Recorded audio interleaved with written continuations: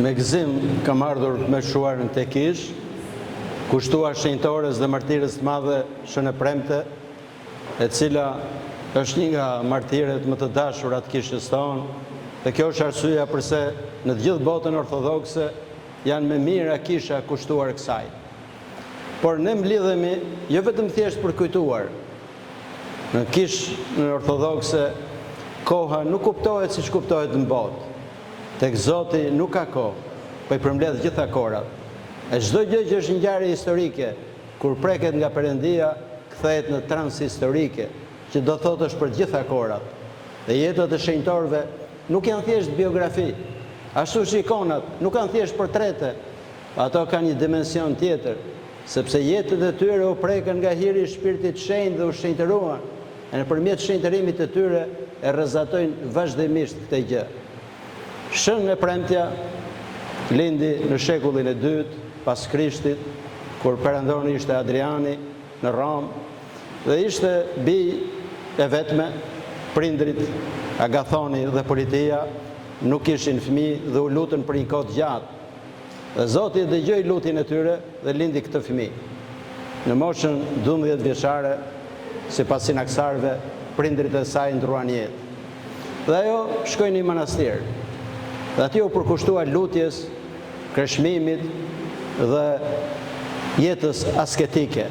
Gjithë pasurinë që kishte, se ishte nga një familje shumë e pasur, ju andau të varfërve. Kur lexojmë të historinë, na duken shumë të lehta, që morën pasurinë dhe u ndau të varfërve. Sa veta njihni ju që gjithë pasurinë e tyre ju kanë ndarë të varfërve? Pothuajse asnjë. Vetëm një dashuri e madhe për Zotin, e një dedikim i përkushtuar drejt jetës shpirtërore i bëri këta që të jepnin gjithçka, sepse ata që duan Zotin i duan dhe njerëzit e tjerë. E përmend vazhdimisht sepse është shumë e rëndësishme. Çdo njeri që do Perëndin, do dhe njerëzit që janë rrotull, ndërsa njerëzit që nuk duan Perëndin, nuk i duan as njerëzit. Prandaj dhe shenjtorët i donin shumë njerëzit sepse e donin shumë Perëndin.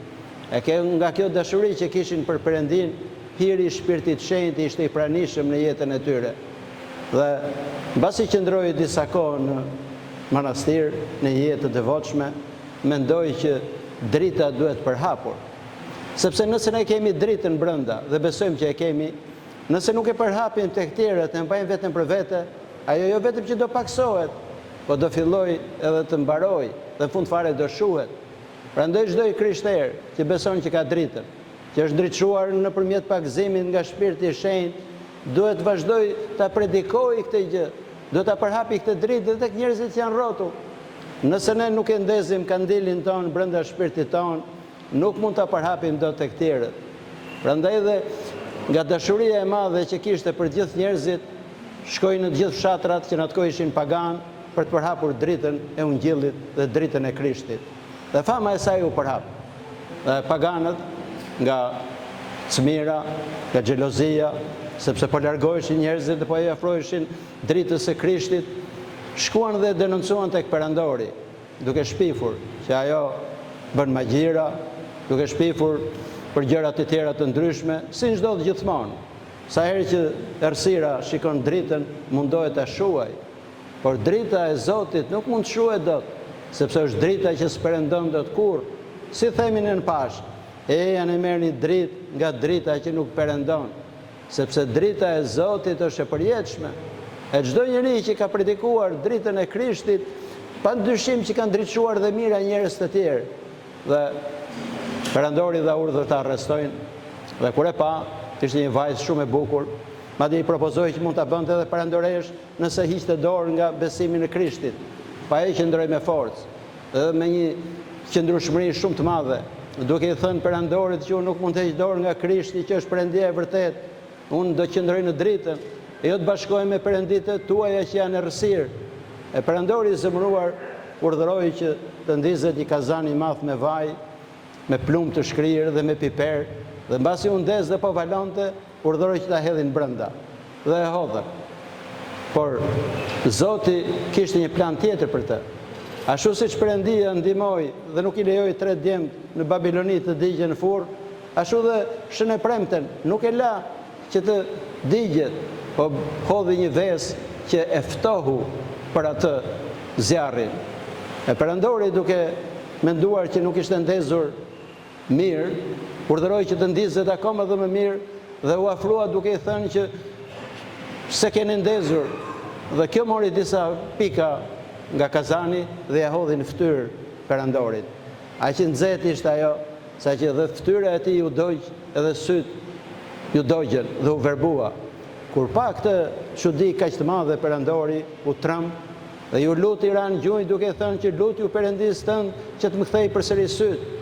E shën e premte doli nga kazani, u lut dhe i erdhi përsëri drita e syve.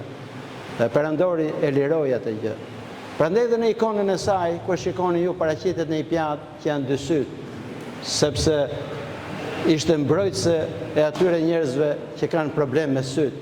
Në Kishën Ortodokse, çdo njeri që ka problem me syt i lutet pikërisht shën e premtes. Po jo vetëm thjesht për syt e jashtëm, po dhe për syrit e brendshëm, sepse syt e jashtëm do i kemi për një kohë dhe një ditë do i lëm këtu. Po syri i brendshëm i njeriu do jetë për jetë. E syri i brendshëm i njeriu është pikërisht mendja e tij. Mendja e tij që të ndriçohet. Prandaj dhe i lutemi shën e premtes na ndriçojë dhe syrin e mendjes tonë për të ndriçuar, për pasur dritë. E këtë dritë jo vetëm për vete, po ta përhapim dhe të tjerët. Dhe mbasi Perëndori e liroi nga mrekullia që bëri, kjo vazhdoi përsëri të predikonte. Shkoi në gjithë fshatrat që ishin jo vetëm Romës, po dhe shumë më larg, duke predikuar dritën e Krishtit. Dhe përsëri paganët, duke parë që shumë po largoheshin, e akuzuan përsëri. Dhe guvernatori i një zone me emrin Tarasio e arrestoi dhe mbas torturave shumë të mëdha që i bëri, që po të rrim e të flasim, do ketë shumë kohë për t'i shpjeguar, po ju mund të lexoni në Sinaksarin jetën e saj, e qëndroi me vendosmëri. E Perëndia bënte vazhdimisht mrekullira, sa herë që këto e torturonin, Perëndia i shëronte plagët, si një shpresë për gjithë secilin nga ne, që tek Zoti nuk ka të humbur, sepse ne përqendrohemi vetëm në kohën e sotme. Vetëm këtë jetë përqendrohen njerëzit. Nuk besojnë në jetën e përjetshme. Si një krishter nuk mund besojnë në jetën e përjetshme. Nëse një krishter nuk beson në ngjalljen e Krishtit, nuk është i krishter. Sepse si shkruan Shën Pavli, nëse Krishti nuk u ngjall, atëherë besimi ynë është i kotë. Prandaj besimi në ngjalljen dhe në jetën e përjetshme i jep forcë njerëzve vazhdimisht. Një vend, një popull, një njeri që nuk ka besim tek jeta e përjetshme, jeta e tij është një jetë jo e plotë. Shkrimtari i dëgjuar rus Dostojevski i shkruan një letër miku i tij Majkov, e midis tjerave i thot një frazë shumë të rëndësishme, që unë e përsëris vazhdimisht. I thot këtë gjë: shkatroj njerëzve besimin në përjetësi dhe jeta e tyre do thahet. Ja shikoni kohën e sotme. Njerëzit nuk besojnë më në përjetësinë dhe jeta e tyre është thaur. Përpiqen ta fitojnë këtë botë aq sa mund të kapin ato për pushtet, për lavdi, pasuri e gjithçka tjetër. Dhe harrojnë dimensionin më të rëndësishëm. Si bëjnë njerëzit për të siguruar pensionin? Paguajnë 40 vite disa herë. E disa e gëzojnë, e disa nuk e gëzojnë. Ndërsa për pensionin e përjetshëm nuk mendon asnjëri. Sepse nuk besojmë në përjetësinë. Nëse do besonim, padyshim që do investonim në bankat qiellore, si thot Krishti, vendosni thesaret në bankat qiellore që as hajdutët nuk i marrin, as krimbi nuk i prish. Ai është një thesar i përjetshëm. Thesaret këtu një ditë gjithë ne do i lëmë.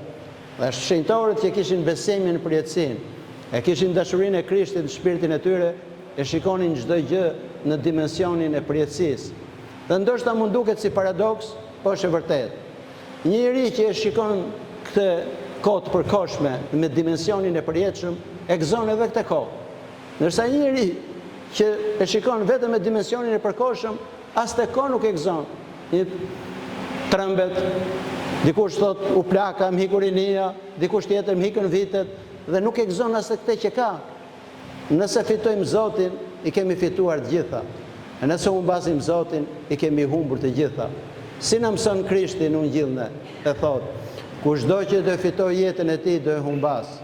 Dhe ai që do humbas për mua dhe Ungjillin tim do e fitoj.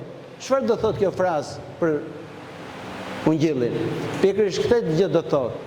Nëse ne do përpiqemi të fitojmë vetëm këtë botë, me çfarë do lloj mjetësh siç bën njerëzit, mashtrime, korrupsion, vjedhje, shumë gjëra të tjera, nuk kanë fituar, po kanë humbur. E nëse ne u humbasim për Zotin, e kemi fituar. Prandaj dhe shenjtorët e mëdhenj dhe martirët kishin këtë besim, e kishin këtë shpresë, dhe prandaj nuk trembeshin nga çfarë lloj torture, qoftë edhe nga vdekja. Dhe mbasi dështoi nga torturat që nuk mund të arrinte ta kthente besimin e saj, perandori vendosi që t'i pritet koka. Dhe në 27 korrik, nga sinaksari të vitit 180, i pren kokën. Dhe lipsani i saj bëri mrekullira pa fund. Mbas sa kohësh u transferua në Konstantinopol, e tani gjenden disa manastire të ndryshme, dy janë në Malin e Shenjtë. Dhe lipsani i saj vazhdimisht bën mrekulli. Bën mrekulli sepse është prekur nga hiri i Shpirtit Shenjtë dhe është shenjtëruar. Ne i nderojmë lepsanet jo si kockat vdekurish, po si pjesë të njeriut që është shenjtëruar, sepse Krishti për këtë erdhi, mori natyrën tonë të rënë, natyrën tonë të smur, për ta shëruar e për ta ngritur përsëri. Dhe shenjtorët janë shembulli më i madh që dëshmojnë pikërisht për ngjalljen e Krishtit. Se çfarë është martiri? Fjala martir, kuptimi i parë ishte ai që dëshmonte në gjyq, dëshmitari. Madje edhe në shqip, fjala dëshmor, këtë ka, që dëshmon. Por çfarë dëshmonin ata? Dëshmonin pikërisht për ngjalljen e Krishtit. E dëshmonin për ekzistencën e Perëndisë vetme, e dëshmonin për ekzistencën e të mirës, sepse vetëm e mira ka realisht ekzistencë. E keqja nuk ka ekzistencë, është i deformim i të mirës. Prandaj dhe shenjtorët e kishin kaq shumë dashurinë për Zotin, sepse kuptonin nga çfarë i kishte shpëtuar. Duke e ditur se çfarë i kishte shpëtuar, ata e donin atë dhe donin dhe njerëzit e tjerë që ishin rrotull tyre. Sot do donja të falenderonja dhe të gjithë ata që kanë kontribuar për ndërtimin e kësaj kishe, kushtuar kësaj martireve të madhe, në një kodër kaq të bukur edhe në një vend kaq të bukur. Le t'i lutemi shenjtorës të madhe që ta ndihmoj kishën tonë, na ndihmoj ne, vendin tonë e gjithë popullin tonë, sepse lutja e të drejtëve ka shumë fuqi, thot shkrimi i shenjtë. Ju uroj të gjithëve gëzuar dhe për shumë vjet të ditë, e Perëndia t'ju ndriçojë, t'ju mbrojë ju, familjet tuaja, fëmijët tuaj dhe niprit tuaj. Amin.